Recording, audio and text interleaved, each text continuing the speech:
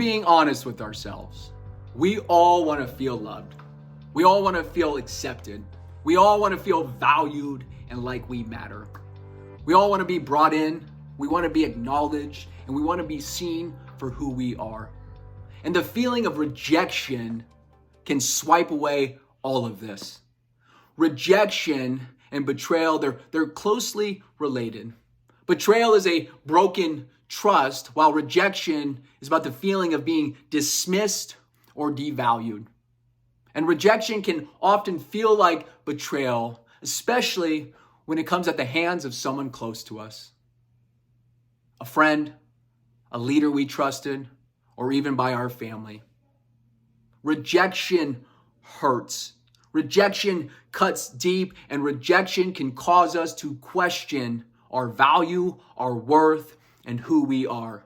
And sometimes, when the people who are closest to us, the people we love, the people we trust reject us, it can make us feel like God is rejecting us.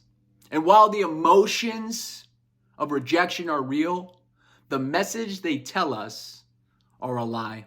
So what do you do? What do you do when you feel rejected? Do you try to just ignore it? Do you try to downplay it? Maybe telling yourself that you don't really care? Or maybe you try to distract yourself by keeping yourself busy. Maybe you get angry. Maybe you feel like you need to retaliate to prove a point, to make things right, and to get even and give that person what you feel they deserve. That's exactly how we see David react when he is rejected by a man named Nabal. Let's open our Bibles to 1 Samuel chapter 25. Now, in the opening of this chapter, we meet a man named Nabal. And the Bible tells us that he is a very wealthy man. But he's also harsh, he's surly, and he's cruel in all his dealings. The Bible tells us he doesn't know how to listen and that he is an absolute fool.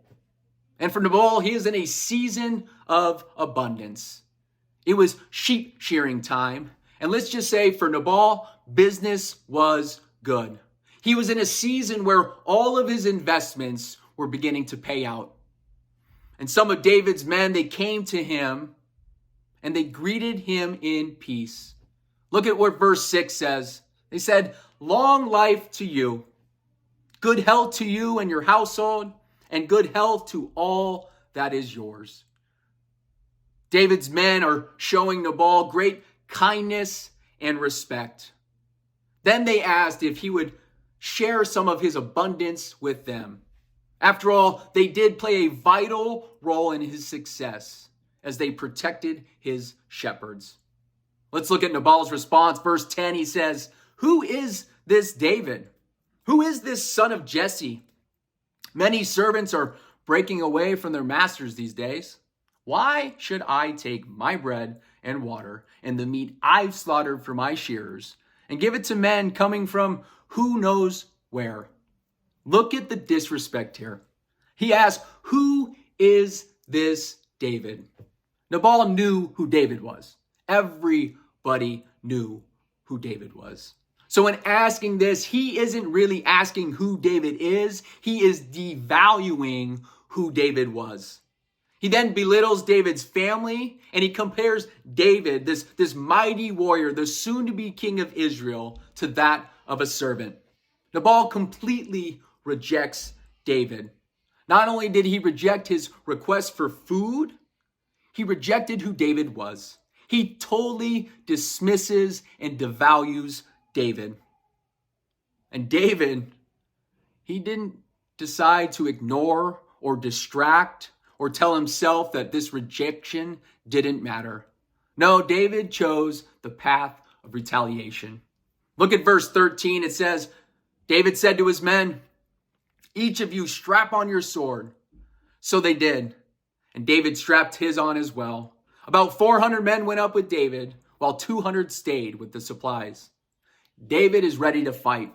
He's ready to get even. He's ready to give Nabal what he thinks he deserves. Verse 34 tells us that David was planning not only to kill Nabal, but every man in his entire household. Now, what I find interesting here is this wasn't the first time David had to deal with and feel rejection. In chapter 17, David was rejected by his brother. He's also rejected by King Saul, who told him he wasn't big enough or strong enough or good enough to fight Goliath. And in both of these rejections, David responds in faith, saying that the Lord will be with him and that the Lord would deliver him from the hand of Goliath. David's reaction in this story goes against everything he's done in the past. In 1 Samuel 18, we read how Saul tried to kill David. And in chapter 24, David refused to retaliate. David could have got even. He could have killed Saul in that cave, but he spared his life instead. So maybe Nabal's rejection seemed a little different because David found himself in a place, in a season where he was tired, he was hungry, and he was on the run. And this is a perfect time for Satan to attack and start speaking the lies of rejection into our lives. When we're tired, when we're worn out, he begins to whisper things like, "You're not good enough. You're not valued. You're not worthwhile. You don't matter." But you see, we don't need to retaliate. There's a better response. Instead of retaliating, we can refocus our attention on God. And this is what Abigail does for David in this story.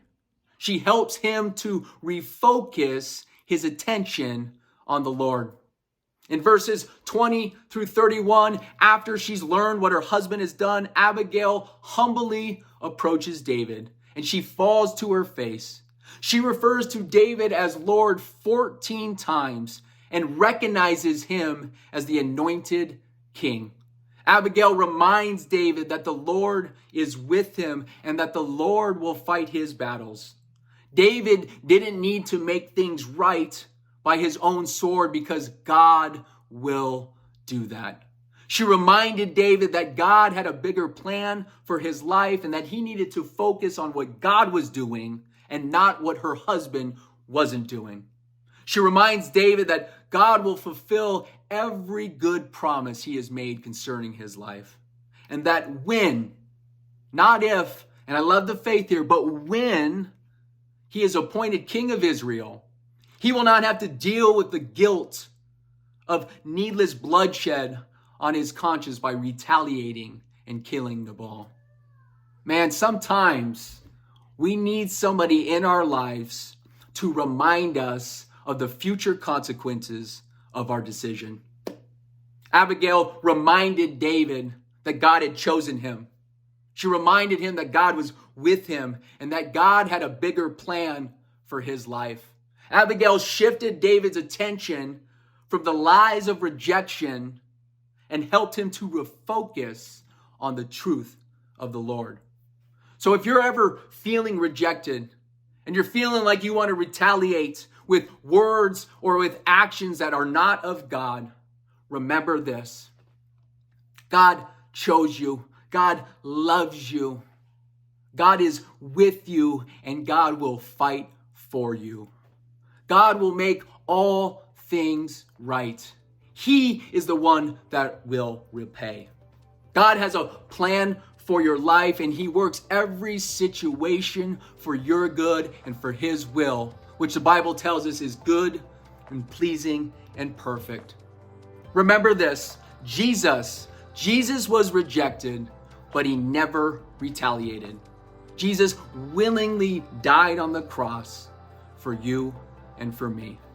So if you're ever feeling dismissed or devalued, refocus your attention to the cross and let that be a reminder that you are of infinite value to Jesus, who gave his life for you. Refocus. Fix your eyes on Jesus. God bless.